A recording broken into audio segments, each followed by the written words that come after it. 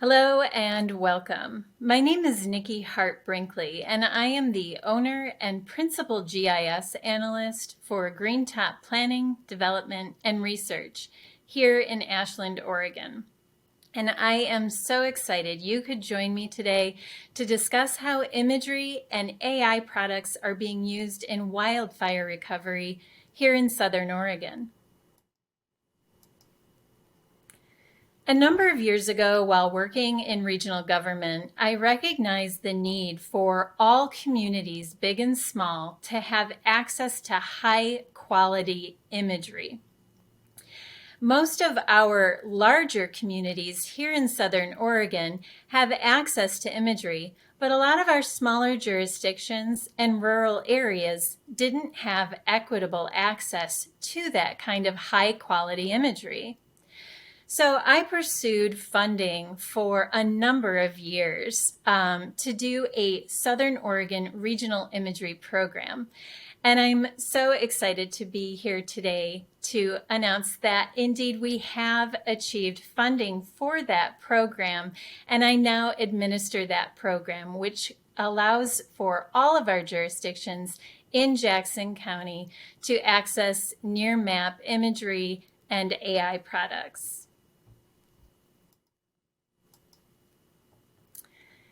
Our beautiful landscape and climate here in the Rogue Valley is surrounded by rugged mountain terrain. You see our urbanized areas here.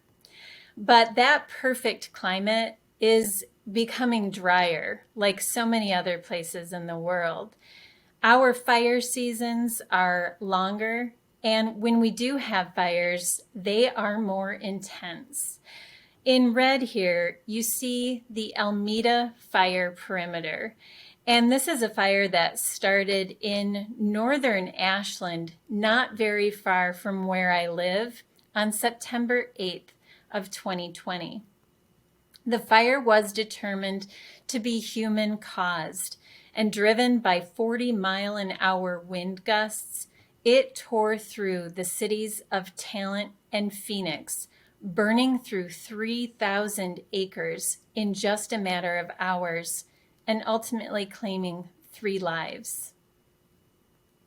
Let's take a look at Nearmap's web browser to see exactly where that fire started and the communities that it impacted on its path. Here we're looking at the fire start area. This is Ashland, and you can see that this imagery is taken just a couple of weeks before the fire. Now, enabling Nearmap's slider from post fire, from just a couple of days after the fire, here on your screen. So you can see the fire start here, right next to our water treatment plant. The fire burned through Bear Creek corridor. That's here. You see Bear Creek here. And through dry fields on its pathway. The first mobile home park that it destroyed is here just outside of the city of Ashland. It did spare some of our agriculture in its path. These are well-irrigated pear orchards. It continued up that Bear Creek corridor, and now we see it entering the city of Talent, where it burned through neighborhoods, including this senior living mobile home community. Now you also see here the fire retardant drops that show up in kind of this reddish pink. And this became really important information to know later on because a few days after the fire, it rained. And this fire retardant can travel through storm drains into critical habitat which is what the Bear Creek is. It is critical habitat for our native salmon species. You can see here the fire continued its destruction through neighborhoods in Talent. Talent firefighters made their final stand here along Talent Avenue. Despite the fact that fire hydrants ran dry during this fire event, our firefighters managed to contain the fire to the northeast of this roadway, sparing the rest of the city from complete destruction. Unfortunately, the fire continued to burn northward toward the city of Phoenix. And here you see it's entered the city of Phoenix and destroyed additional homes and burned through the commercial corridor. This was not a wildfire in the traditional sense. This was an urban fire. You know, we're accustomed to and we're prepared for our fires to come in through our forested areas. We're prepared for our firefighters to battle blazes before they reach our urban areas. But this fire started inside of a city, and it spread from house to house so quickly that many of our residents didn't know that they needed to evacuate until their neighborhoods were already on fire. In all, over 2,600 residential properties were impacted, most of those destroyed, as well as nearly 200 commercial properties. Let's take a look at how Nearmap imagery and AI extracts, including building footprints, 3D mesh, and canopy, are all being used as part of our recovery.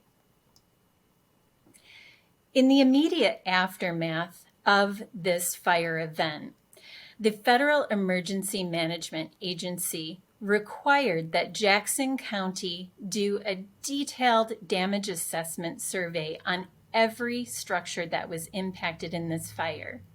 That meant in the 2 to 3 weeks following this fire event, the county needed to create this damage assessment, deploy it, train field staff, and go out in the field to collect this information. This was a huge amount of work for a small staff to do. And what's important for me to mention here is that we weren't just dealing with the Almeda Fire, we were also dealing with the Obenchain Fire, which happened virtually at the same time as Almeda, but in a more rural area of Jackson County. Now, after the information had been collected in the field, a small number of regional GIS staff needed to quality control each of these damage assessments. We needed to make sure that each of the damage assessments was physically located within the building footprint that is associated with that damage assessment, and that the assessment accurately reflected conditions on the ground. The dashboard that you're seeing here is the recipient of an Esri SAG Award from 2021, and it lays the groundwork for much of the recovery effort that is still ongoing. Imagery is being used in a number of other ways, both in static maps and in web applications like the one you're viewing now. This is a vegetation survey that was recently completed along the Bear Creek Greenway within the burn scar. I mentioned earlier that the Bear Creek is critical salmon habitat. It's also an area where we know we have a lot of invasive species, invasive vegetation species that are also highly fire prone.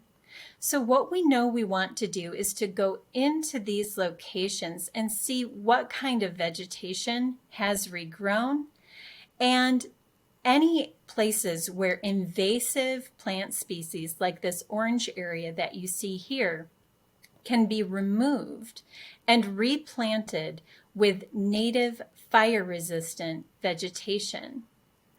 The survey itself was done with Esri field maps, and by putting Nearmap imagery from a recent flight into this field map application, the field crews got a bird's eye view of exactly where they were at while they were out in the field, and they were able to conduct detailed vegetation surveys on hundreds of acres in publicly owned lands within this burn scar.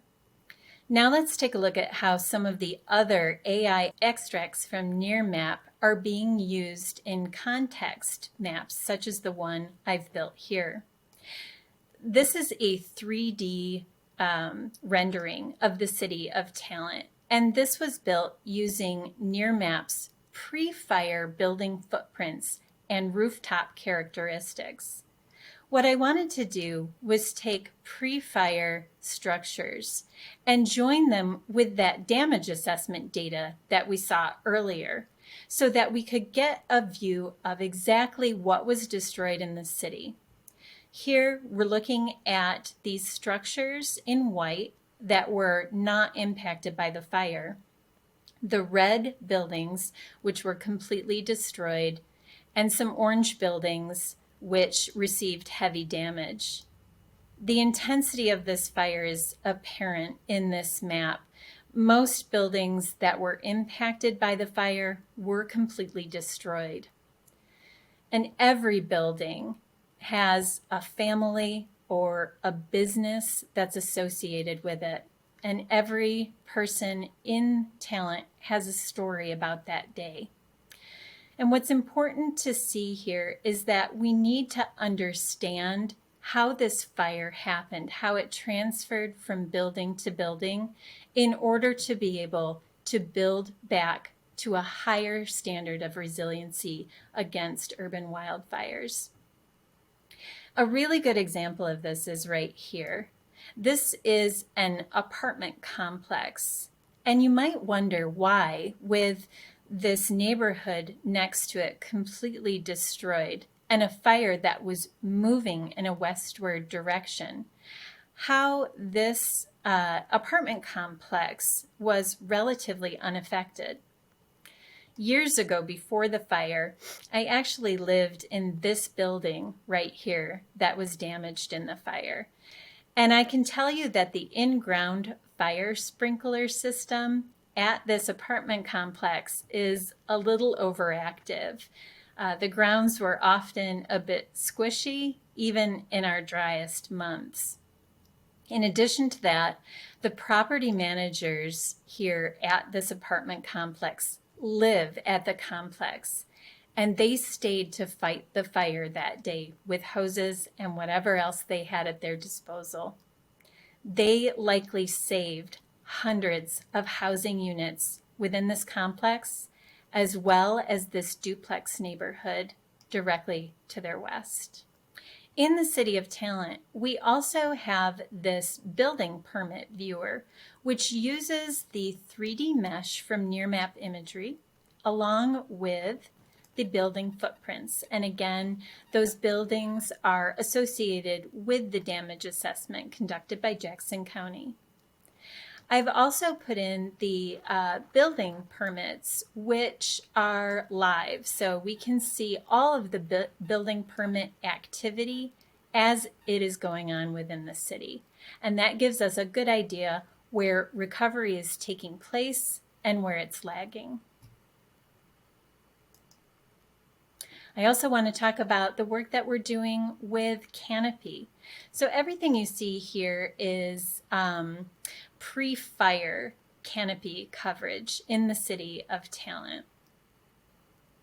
By overlaying the post-fire canopy and including the Almeda Fire perimeter, we can now see in red what was lost during the fire. and start to plan out how some of that urban reforestry is going to occur and where. We can also take a look at the post-fire building footprints along with the post-fire tree overhang. And we can target specific structures that may benefit from having some canopy maintenance done. So we are continuing to rebuild during a global pandemic, during a housing crisis, in the middle of labor shortages and global supply chain problems.